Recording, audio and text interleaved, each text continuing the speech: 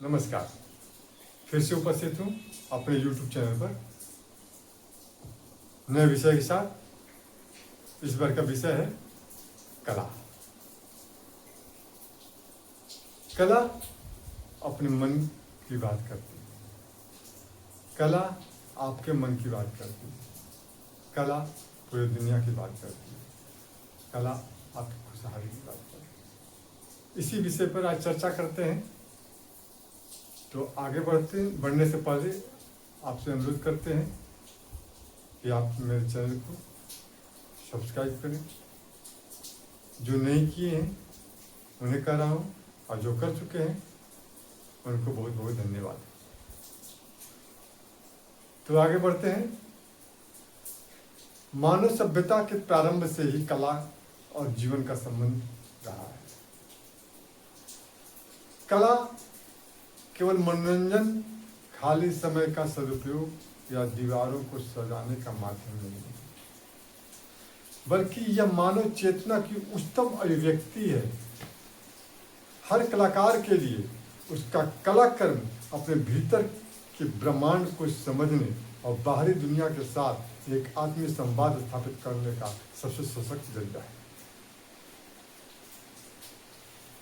आज का युग तकनीकी प्रगति, भौतिक सुख सुविधाओं के युग तो है ही, साथ ही अत्यधिक मानसिक तनाव, अलगाव और जटिलताओं का काल भी है। ऐसे समय में जीवन की सहजता को बचाए रखने के लिए, मानसिक संतुलन को बनाए रखने के लिए कला की प्रासंगिकता और अधिक बढ़ गई है।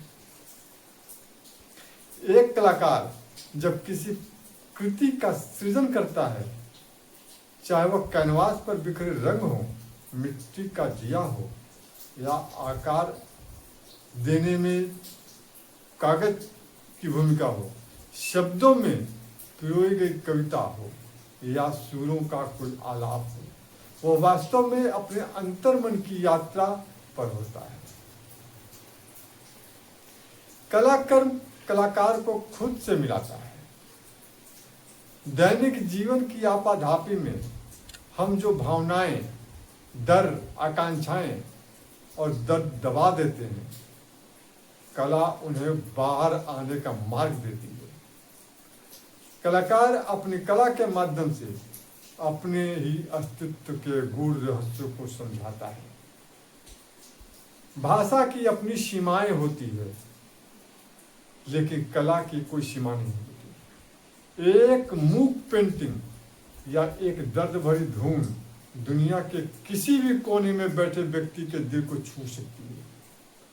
कलाकार समाज की विसंगतियों, मानवीय संवेदनाओं और जीवन के सत्य को इतनी सहजता से सामने रखता है कि देखने या सुनने वालों के दिल खुश हो जाते हैं।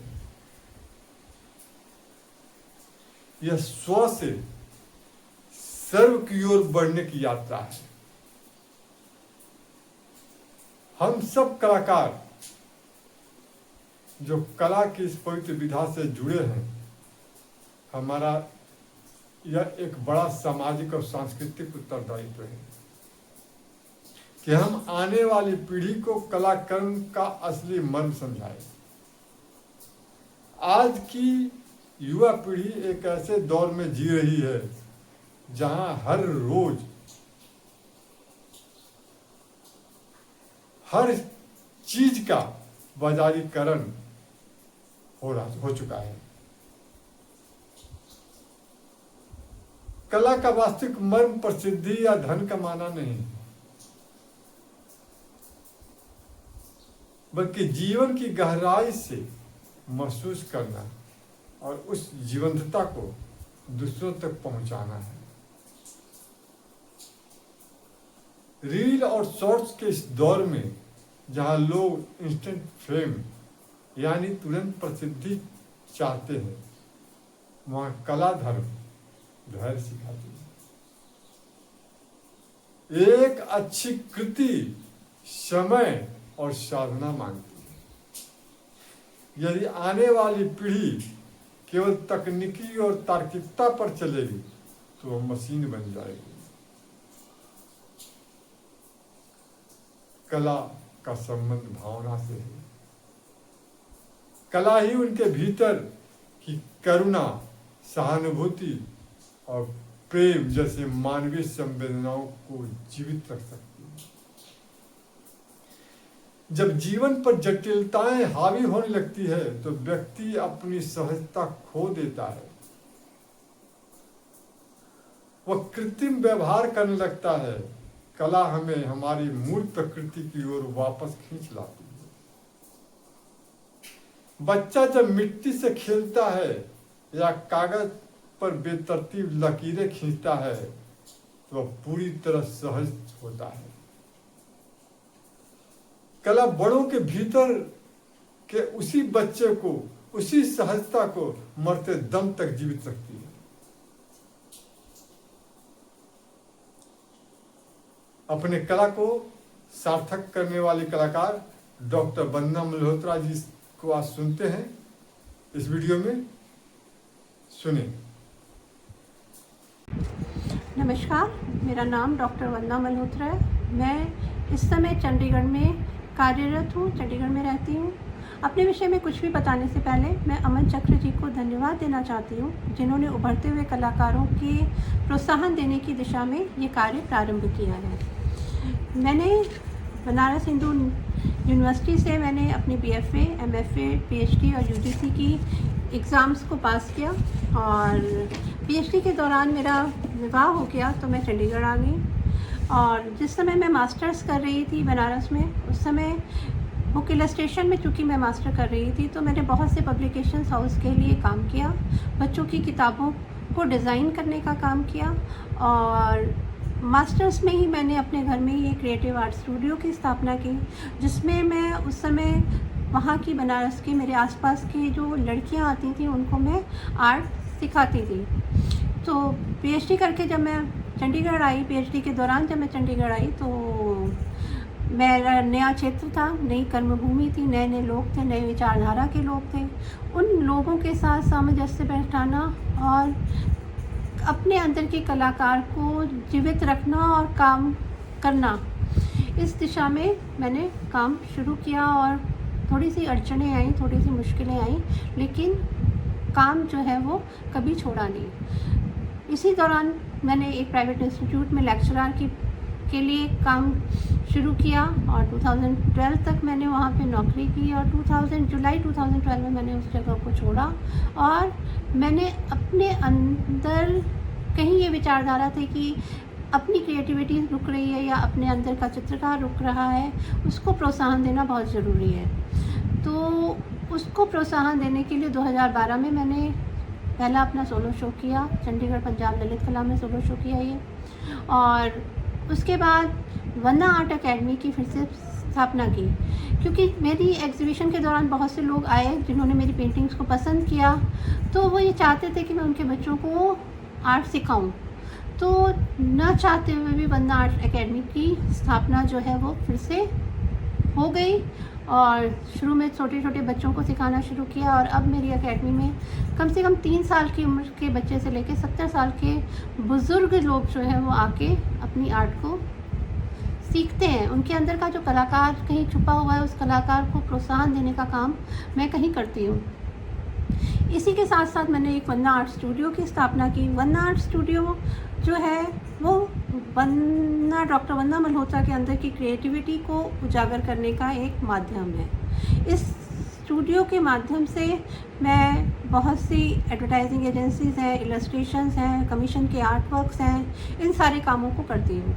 इसके साथ ही साथ नेशनल और इंटरनेशनल बहुत सी आर्ट एग्जीबिशंस में मैंने अपने शोज़ शुरू किए 2012 से, और अभी तक मैं कम से कम 40 नेशनल और 25 से ऊपर इंटरनेशनल एग्जीबिशंस में हिस्सा ले चुकी हूँ। और अनेक वाटर कलर्स की कॉम्पिटिशन्स होते हैं, वाटर कलर्स की इंटरनेशनल एग्जीबिशंस होती हैं, उन कॉम्पिटिशन्स में मैं हिस्सा लेती हूँ और अपने देश को रिप्रेजेंट करती हूँ। तो ये कहीं ना कहीं मेरे लिए बहुत गर्व की बात होती है कि मैं कंपटीशन की भावना जो है मेरे अंदर की वो कभी ख़त्म नहीं होती, या मेरे अंदर का जो सीखने की ललक है वो कभी ख़त्म नहीं होती। और इसी सीखने की ललक के कारण ही मैं रोज़ अपने टेबल पे बैठती हूँ, और अपने टेबल पे बैठ के मैं अपनी स्केचिंग को, अपनी कलरिंग को, या अपने वाटर कलर्स के छोटे छोटे असाइनमेंट्स को, या अपनी स्केचबुक के काम को पूरा करती हूँ, या ख़त्म करती हूँ, या सीखती हूँ, कुछ नया सीखती हूँ। तो कुछ नया सीखने की जो आपके अंदर की जो प्रवृत्ति है, वो आपके अंदर के कलाकार को आज के दौरान में जो भी कंपटीशन चल रहा है, या आज के दौरान में जो भी प्रतिस्पर्धा है, उसमें आप अपने आप को कहीं ना कहीं खड़े होने में सक्षम पाते हैं। तो बहुत ज़्यादा ज़रूरी है कि आप अपने अंदर के कलाकार को काम करते रहने दें, नई नई विधाओं को सीखें। और एक कलाकार केवल पेंटिंग ही नहीं बना सकता। मेरे हिसाब से बुक इलस्ट्रेशन का काम है, डिज़ाइनिंग का काम है, प्रोडक्ट डिज़ाइन का काम है, फर्नीचर है, इंटीरियर डिज़ाइन का काम है। बहुत से ऐसे काम हैं जो कि कलाकार आज के ज़माने में कर सकता है, और उसे करने चाहिए। तो केवल पेंटिंग्स के ऊपर ही निर्भर रहना, या अपनी पेंटिंग्स को ही केवल, अपनी पेंटिंग्स को आप किसी और माध्यम में भी प्रस्तुत कर सकते हैं। तो ये आज के संदर्भ में बहुत ज़रूरी है कि आप इस दिशा में काम करें। और इसी कंपटीशन की भावना के जागृत रहने के कारण ही शायद मुझे बहुत से नेशनल और इंटरनेशनल अवार्ड्स मिले हैं, बहुत सी एकेडमीज़ में मेरा काम डिस्प्ले हुआ है, और केवल अपने देश में ही नहीं बल्कि विदेशों में भी मेरा काम जो है लोगों ने ख़रीदा भी है और सराहा भी है। तो मेरा ये विचार है कि कलाकार को, हर कलाकार के जीवन में कष्ट, उतार चढ़ाव, ऊंच नीच बहुत कुछ आता है। मानसिक संतुलन से इंसान को अपने काम को करते रहना चाहिए, और अपने अंदर की प्रतिस्पर्धा की भावना जो है उसको ख़त्म नहीं होने देना चाहिए। या मैं डिजिटल में भी काम करती हूँ, वाटर कलर्स में भी काम करती हूँ, ऑयल में भी करती हूँ, एक्रेलिक में भी करती हूँ।